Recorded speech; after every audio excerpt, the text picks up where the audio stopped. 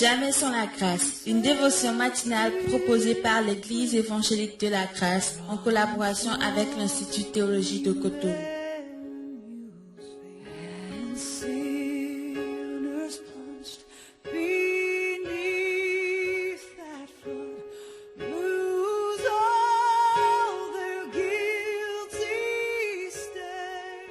Bonjour chers amis, chers internautes, nouvelle journée, nouvelle provision, bienvenue dans la dévotion de ce matin.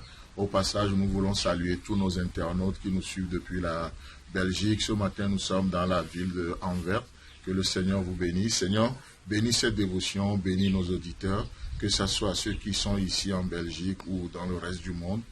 Tu es le même Dieu partout et merci Seigneur. Amen. Alors ce matin, je vous propose un passage dans 2 Corinthiens, le chapitre 5, verset 1. Et là, il est écrit, « Nous savons, en effet, que si cette tente où nous habitons sur la terre est détruite, nous avons dans le ciel un édifice qui est l'ouvrage de Dieu, une demeure éternelle qui n'a pas été faite de main d'homme. » Amen. Oh, c'est tellement beau lorsque je réfléchis un peu à ce verset ce matin. Vous savez, pour les chrétiens de Corinthe, cette affirmation de Paul c'est pas un nouvel enseignement qu'il donne. C'est pas un nouvel enseignement. Et c'est pourquoi, déjà au commencement, il dit, nous savons. Paul n'est pas en train d'amener quelque chose il n'est pas en train d'amener une nouveauté, quelque chose dont vous n'avez jamais entendu parler. Ce que vous savez, c'est ce que je vais vous ramener avec une manière fraîche. Comme on le disait hier, les manières de Dieu de faire les choses. Et Paul dit, nous le savons. Nous le savons. Et ce matin, j'aimerais juste attirer votre attention sur ce principe. Aujourd'hui, vous n'avez pas besoin d'une nouvelle chose pour réussir cette journée. Fonctionnez juste avec ce que vous savez déjà de Dieu. Ce que vous savez de Dieu, marchez dedans. La particularité des sectes et des hérétiques, c'est quoi? C'est toujours de faire croire qu'on a besoin d'une nouvelle chose, une initiation de plus. Quelque chose, il faut chercher à connaître, chercher. N'est-ce pas ce qui caractérisait les hérétiques au temps des apôtres, ou plutôt pas Pierre mais Jean, va écrire aux chrétiens, et dans 1 Jean chapitre 2, le verset 27, qu'est-ce que Jean leur dira? Il dira à l'église, il dira aux chrétiens, vous n'avez pas besoin qu'on vous enseigne. Ça ne veut pas dire qu'un chrétien ne doit pas être enseignable, mais il dit, mais par rapport à ces hérétiques, par rapport à ces faux docteurs, vous n'avez pas besoin d'une nouvelle chose. Des gens qui vous font croire que Christ n'est pas suffisant. On doit vous initier. La connaissance, c'est la connaissance, c'est la connaissance. Non, ce que vous savez de Dieu, pratiquez-le et le Dieu de paix sera avec vous.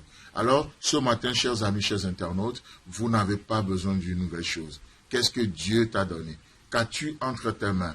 C'est ce que le Seigneur veut utiliser aujourd'hui. Ne me parle pas de ce que tu n'as pas. Dieu parle à Moïse. Moïse dit non, je ne sais pas parler. Il fait une liste des choses qu'il ne sait pas faire. Une liste des choses qu'il n'a pas. Et Dieu lui dira, qu'as-tu entre tes mains?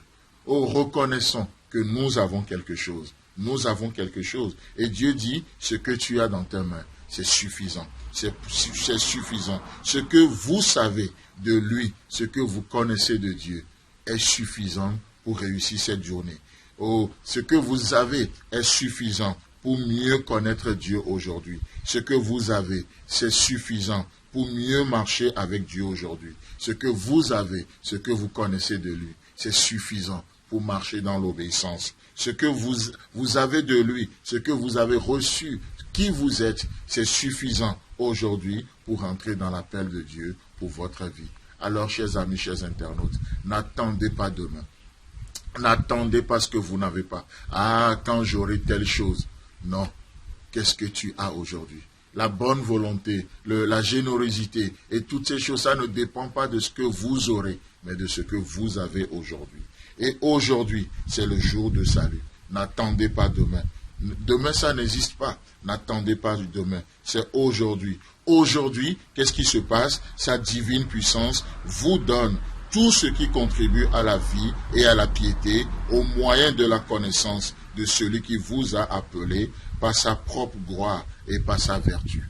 Aujourd'hui, c'est le jour idéal pour prendre la décision que tu dois prendre. Aujourd'hui, c'est le jour idéal pour faire ce choix. Aujourd'hui, c'est le jour idéal pour accepter ce défi par la foi. Aujourd'hui, c'est le moment, c'est le jour du salut. Que le Seigneur vous bénisse et Dieu voulant, on se retrouve demain.